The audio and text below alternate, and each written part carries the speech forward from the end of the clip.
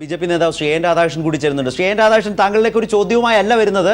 താങ്കളുടെ ശ്രദ്ധയിലേക്ക് ഒരു ബജറ്റ് അതിന്റെ സർവ്വതല സ്പർശിയാകണം എങ്കിൽ അതിന്റെ എല്ലാ മേഖലയിലേക്കും സുസ്ഥിര വികസനത്തെക്കുറിച്ച് സംസാരിക്കുമ്പോൾ അതിന്റെ വിദ്യാഭ്യാസ രംഗത്ത്, ആ രാജ്യത്തിന്റെ ആരോഗ്യ രംഗത്ത് നവീനമായ ആശയങ്ങളും മുന്നോട്ട് പോക്കും പ്രത്യേകിച്ചൊരു പുതിയ സർക്കാരിന് അവലംബിക്കാനാകണം. അത് ബജറ്റ് പ്രസംഗത്തിൽ കണ്ടില്ല എന്ന വളരെ പ്രധാനപ്പെട്ട രണ്ട് മേഖലകളെ കുറിച്ചുള്ള അഭിപ്രായങ്ങൾ ഇവിടെ ഉയർന്നു എന്നത് ശ്രീ എൻ രാധാകൃഷ്ണന്റെ ശ്രദ്ധയിലേക്ക് കൊണ്ടുവന്നുകൊണ്ട് അല്ല, ഇപ്പോൾ ഈ ബഡ്ജറ്റിൽ ഇപ്പോൾ എന്നോട് ചോദിച്ച ചോദ്യവുമായി ബന്ധപ്പെട്ട് പൊതുവേ ഈ ബഡ്ജറ്റിനകത്ത് ഇപ്പോൾ ഇന്ത്യയിലെ എല്ലാ പ്രധാനപ്പെട്ട സംസ്ഥാനങ്ങളിലും എയിംസ് വരണം എന്നൊരു താല്പര്യമുണ്ടായിരുന്നു. പ്രത്യേകിച്ച് കേരളത്തിൽ നിന്ന് നാം സംസാരിക്കുമ്പോൾ നമുക്കൊരു നല്ല അവസരമായിരുന്നു. ഫലപ്രദമായ ഇടപെടൽ നടത്താൻ നമുക്ക് കഴിഞ്ഞില്ല. ആവശ്യമായ ഭൂമി കണ്ടുപിടിച്ച് മറ്റ് പ്രാദേശികമായ വികാരങ്ങൾക്കപ്പുറത്ത് എല്ലാവരെയും ഒരുമിച്ച് ചേർത്ത് എയിംസ് എന്ന് പറയുന്ന ഒരു ആശയം ഉപയോഗപ്പെടുത്താൻ കഴിഞ്ഞിരുന്നെങ്കിൽ കേരളത്തിൽ കുറേ കൂടി ഗുണപ്രദമാകുമായിരുന്നു. പിന്നെ ഈ ബഡ്ജറ്റിൻ്റെ ഓരോ സ്പെസിഫിക് ആയിട്ടുള്ള അലോക്കേഷനിലേക്ക് പോകുന്നതിന് മുമ്പ് അത് കുറച്ചുകൂടി അന്വേഷണാത്മകമാക്കേണ്ടതായിട്ട് വരും. അപ്പോൾ എയിംസ് പോലുള്ളൊരു സംവിധാനം വന്നാൽ ആരോഗ്യ മേഖലകളിൽ എല്ലാ സംസ്ഥാനങ്ങളിലും, പ്രധാനപ്പെട്ട എല്ലാ സംസ്ഥാനങ്ങളിലും വലിയ രീതിയിലുള്ള ഗവേഷണങ്ങൾക്ക് സാധ്യതകളുണ്ടാകും. പുതിയ പുതിയ പഠനങ്ങൾക്ക് അവസരമൊരുക്കും. ആരോഗ്യരംഗത്തിന് വലിയ മാറ്റം വരും എന്നാണ് ആ രംഗവുമായി ബന്ധപ്പെട്ട് ഞാൻ പ്രതീക്ഷിക്കുന്നത്. ഈ ബഡ്ജറ്റിലുടനീളം ശ്രീമാൻ നരേന്ദ്രമോദിയും അതുപോലെ തന്നെ അരുൺ ജെയ്റ്റ്ലിയും ഊന്നൽ കൊടുത്തിട്ടുള്ളത് പാവപ്പെട്ട ആളുകൾക്ക് വേണ്ടിയാണ്. കാർഷിക രംഗത്തൊരു വലിയ പരിവർത്തനം ഇതുമായി ബന്ധപ്പെട്ട് ആഗ്രഹിക്കും. ഏതാണ്ട് 8 ലക്ഷം കോടി രൂപയാണ് വായ്പാ ഇനത്തിൽ വളരെ പരിമിതമായ പലിശയുടെ അടിസ്ഥാനത്തിൽ കാർഷിക രംഗത്തേക്ക് കൊടുക്കാൻ വേണ്ടി പോകുന്നത്. അതെനിക്ക് തോന്നുന്നു ഇന്ത്യൻ കർഷക രംഗത്ത് സാധാരണക്കാരുടെ ഇടയിൽ വലിയ മാറ്റമുണ്ടാക്കും. കാർഷിക രംഗത്ത് അത്ഭുതകരമായ വളർച്ചയ്ക്ക് സാക്ഷ്യം വഹിക്കാൻ പോകുന്ന അല്ലെങ്കിൽ അവസരമൊരുക്കുന്ന രീതിയിലാണ് അതിൻ്റെ നിലപാട്. മറ്റൊന്ന്, കേരളം ഉൾപ്പെടെയുള്ള സംസ്ഥാനങ്ങളിൽ നാം അനുഭവിക്കുന്നൊരു വലിയ പ്രയാസമാണ് വിലക്കയറ്റം. ആ വിലക്കയറ്റം പിടിച്ചു നിർത്തുന്നതിന് വേണ്ടി അതിൻ്റെ ആ വിലക്കയറ്റ സംവിധാനത്തെ താൽക്കാലികമായി പിടിച്ചു നിർത്താൻ കഴിയുന്ന സംവിധാനത്തിൻ്റെ ഭാഗം എന്നുള്ള നിലയ്ക്ക് ഒരു പുതിയ അറ്റംപ്റ്റ് എന്നുള്ള നിലയ്ക്ക് അതിനുവേണ്ടി അതിൻ്റെ ഒരു 500 കോടി രൂപ മാറ്റിവെച്ചിട്ടുണ്ട്. അപ്പോൾ സ്വാഭാവികമായും വിലക്കയറ്റം നിയന്ത്രിക്കാൻ വേണ്ടി കഴിയും. അതുപോലെ തന്നെ നമ്മുടെ ഈ തൊഴിലുറപ്പ് പദ്ധതി, ആ തൊഴിലുറപ്പ് പദ്ധതി പലപ്പോഴും കഴിഞ്ഞ പ്രാവശ്യം ബഡ്ജറ്റിൽ തുക ഒളിച്ചത് 33,000 കോടിയാണ്. ആ തൊഴിലുറപ്പ് പദ്ധതി നമുക്ക് നിർമ്മാണാത്മകമായ അല്ലെങ്കിൽ ഫലപ്രദമായ രീതിയിൽ ഉപയോഗിക്കാൻ പലപ്പോഴും കഴിഞ്ഞിട്ടില്ല. ഇപ്പോൾ കേരളം ഉൾപ്പെടെയുള്ള സംസ്ഥാനങ്ങളിൽ സ്ത്രീ തൊഴിലാളികൾ മാത്രമാണ് പലപ്പോഴും അതുമായി ബന്ധപ്പെട്ട് നിൽക്കുന്നത്.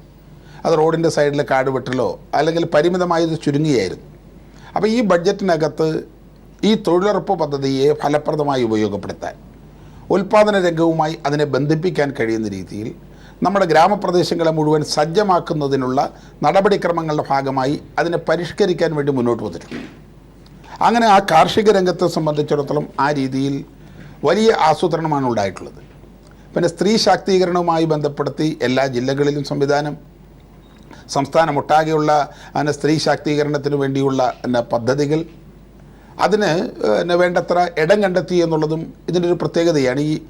ഈ ബഡ്ജറ്റിനെ സംബന്ധിച്ചിടത്തോളം റെയിൽവേ ബജറ്റ് വന്നപ്പോൾ മലയാളികൾക്ക് എതിർക്കാനും പരാതി പറയാനും ഉണ്ടായിരുന്നത് പോലത്തെ ഒരു സാഹചര്യം പൊതു ബജറ്റിനില്ല എന്ന് എൻ രാധാകൃഷ്ണന് തോന്നുന്നുണ്ടോ? അല്ല, ഞാൻ ആദ്യമേ അങ്ങ് ശരത്ത് പറഞ്ഞൊരു കാര്യത്തിന് എനിക്കൊരു വ്യത്യസ്ത നിലപാടാണ് ഉള്ളത്. കേരളത്തിൽ കുറേ ഇവിടെ നിന്ന് പോയിട്ടുള്ള ഭരണകക്ഷി പ്രതിപക്ഷ MP-മാർ കൈരളി ഉൾപ്പെടെയുള്ള ദൃശ്യമാധ്യമങ്ങൾ ജനങ്ങളെ തെറ്റിദ്ധരിപ്പിക്കുകയാണ്. റെയിൽവേ ബഡ്ജറ്റിന് കഴിഞ്ഞ പ്രാവശ്യത്തേക്കാൾ 176 കോടി രൂപ കഴിഞ്ഞ റെയിൽവേ ബഡ്ജറ്റിനേക്കാൾ കൂടുതൽ കേരളത്തിന് സംഭാവന കിട്ടിയതാണ്. ഞാൻ ചോദിക്കട്ടെ, AK ആൻ്റണി ഉൾപ്പെടെയുള്ള 8 മന്ത്രിമാർ കഴിഞ്ഞ തവണ കേന്ദ്രമന്ത്രിമാരായിരുന്നു. രണ്ടാമനായിരുന്നു ആൻ്റണി. അതിനേക്കാൾ 176 കോടി രൂപ കേരളത്തിന് സംഭാവന ചെയ്ത ഒരു റെയിൽവേ ബഡ്ജറ്റിന് നിങ്ങളെപ്പോലുള്ള ആളുകൾ അതിനിശിതമായി പ്രാദേശിക വികാരം കുത്തിയുയർത്തി വിമർശിച്ച് തെറ്റായ രീതിയിലേക്കല്ലേ കൊണ്ടുപോകുന്നത്. കൂടുതൽ പണം കൊടുത്തില്ലേ? ആരാ ഉത്തരവാദി? ഇപ്പം ഞാൻ ചോദിക്കട്ടെ, പിറവം മുതൽ ചിങ്ങവനം വരെയുള്ള പ്രദേശങ്ങൾ അവിടെ റെയിൽവേ ഡബിളിംഗ് നടത്താതിൻ്റെ ഉത്തരവാദി ആരാണെന്ന് പരിശോധിക്കണ്ടേ? ഇപ്പോൾ ഗുരുവായൂർ, ശരിയാണ് എൻ രാധാകൃഷ്ണൻ, അങ്ങനെ ജനം പരിശോധിച്ചത് കൊണ്ടല്ലേ അവരെ അധികാരത്തിൽ നിന്ന് പുറത്തിറക്കിയത്. ആ പരിശോധനകൾ നടന്നു കഴിഞ്ഞു എൻ രാധാകൃഷ്ണൻ, ആ പരിശോധന നടന്നു കഴിഞ്ഞു. ജനം അവരെ അധികാരത്തിൽ നിന്ന് പുറത്തിറക്കി.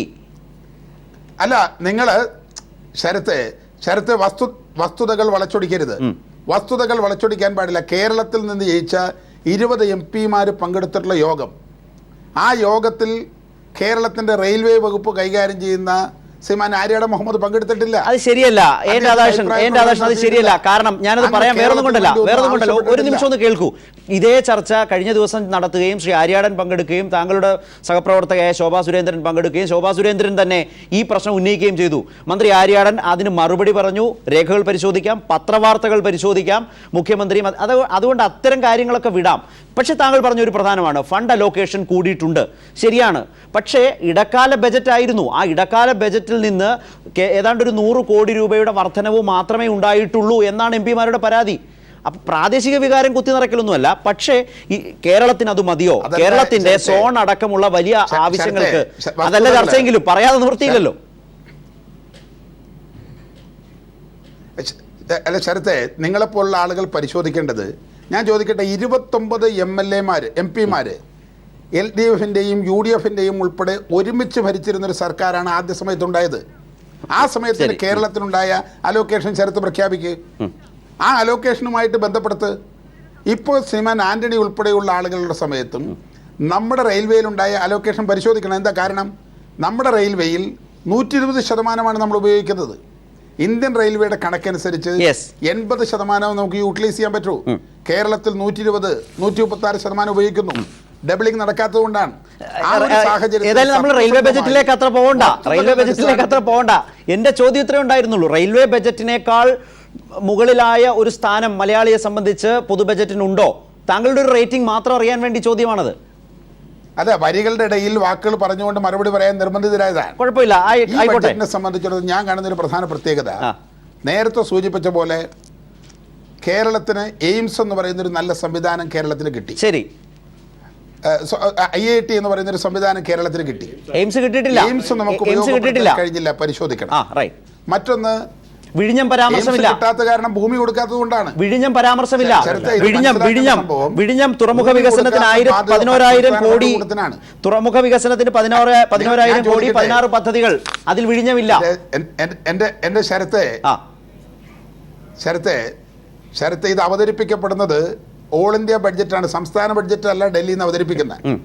ഈ ബഡ്ജറ്റിനെ കുറിച്ച് വസ്തുതകൾ പരിശോധിക്കേണ്ടത്, തുറമുഖ എത്ര കോടി മാറ്റിവെച്ചിരിക്കുന്നു, ഇൻഫ്രാസ്ട്രക്ചർ വികസനത്തിന് വേണ്ടി എത്ര കോടി മാറ്റിവെച്ചിരിക്കുന്നു, പട്ടികജാതി ക്ഷേമത്തിന് വേണ്ടി 50,000 കോടി രൂപ മാറ്റിവെച്ചിരിക്കുന്നു, മാലിന്യ സംസ്കരണത്തിന് വേണ്ടി 3,600 കോടി മാറ്റിവെച്ചിരിക്കുന്നു, കുടിവെള്ളത്തിന് വേണ്ടി 5,000 കോടി മാറ്റിവെച്ചിരിക്കുന്നു. ഇതൊക്കെ എല്ലാ സംസ്ഥാനത്തിനും ഉപയോഗപ്പെടുത്താൻ കഴിയുന്നതാണ്. കാർഷിക രംഗത്തിന് വേണ്ടി 8 ലക്ഷം കോടി രൂപ വായ്പ എല്ലാ സംസ്ഥാനത്തിനും ഉപയോഗിക്കാൻ കഴിയുന്നതാണ്. അപ്പോൾ ഒരു സംസ്ഥാനം എന്ന നിലയ്ക്ക് ഈ ബഡ്ജറ്റിൽ എടുത്തിട്ടുള്ള അനുകൂലമായ നിലപാടുകളെ രാഷ്ട്രീയ ഭേദമന്യേ വിലയിരുത്തി വേണ്ടത്ര ഹോംവർക്ക് ചെയ്ത് കഴിഞ്ഞാൽ ഏറ്റവും കൂടുതൽ ഉപയോഗിക്കാൻ കഴിയുന്ന ഒരു സംസ്ഥാനം കേരളമാണ്. അവിടെ ഞാൻ തൽക്കാലം ഒരു ഫുൾ സ്റ്റോപ്പ് ഇടുകയാണ്. ശ്രീ എൻ രാധാകൃഷ്ണൻ, കേരളത്തിന് വേണമെങ്കിൽ ഈ ബജറ്റിനെ ഗുണപരമാക്കി എടുക്കാം. അതിവിടം ഭരിക്കുന്നവരുടെ ഉത്തരവാദിത്വമാണ്. വളരെ ലളിതമായി താങ്കൾ പറഞ്ഞു വെച്ചതിൽ അതുണ്ട്. തൽക്കാലം അവിടെ നിൽക്കട്ടെ.